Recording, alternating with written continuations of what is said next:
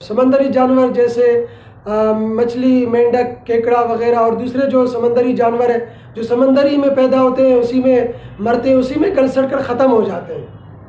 تو سمندر کا پانی کا کیا حکم ہے؟ وہ پانی وضو اور غسل وغیرہ میں استعمال کیا جا سکتا ہے یا نہیں؟ کہ چونکہ اس میں لاکھوں جانور مر کر گل سڑ کر ختم ہو جاتے ہیں۔ یا اسی طرح سمندری جانور، وہ جانور جو پانی میں ہی زندگی گزارتے ہیں، وہ سمندر کے علاوہ دوسرے پانی میں جو تالاب، حوض، ٹینکی وغیرہ میں ہوتے ہیں، تو اس پانی میں یہ جانور گر کر مر جائے تو اس پانی کا کیا حکم ہے؟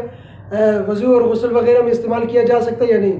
اسی طرح کا ایک سوال آپ علیہ الصلوۃ والسلام سے ایک سائل نے کیا، تو آپ نے جواب میں فرمایا هو الطہور ماؤہ، اس کا پانی پاک کرنے والا ہے، الحل میتۃ، اس کا مردار حلال ہے، یعنی پاک ہے۔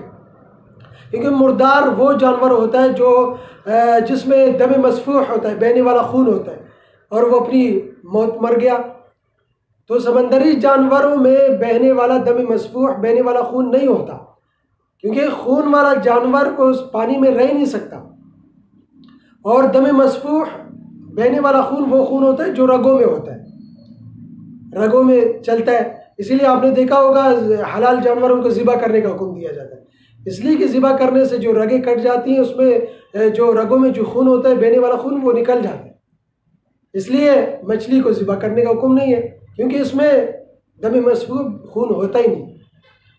تو اس لیے سمندری جانور یا وہ جانور جو پانی میں رہتے ہیں، تو وہ پانی میں گر کر مر جائے تو وہ پانی ناپاک نہیں ہوتا، اس سے وضو وغیرہ میں وہ پانی استعمال کیا جا سکتا ہے۔ تو آبی جانور کہلانے کے لیے دو صفت کا ہونا ضروری ہے۔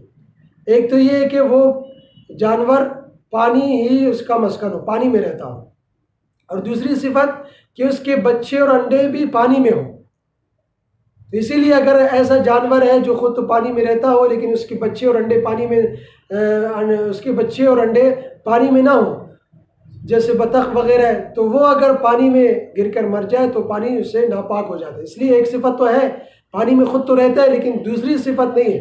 دونوں صفتوں کا ہونا آبی جانور کہلانے کے لیے ضروری ہے۔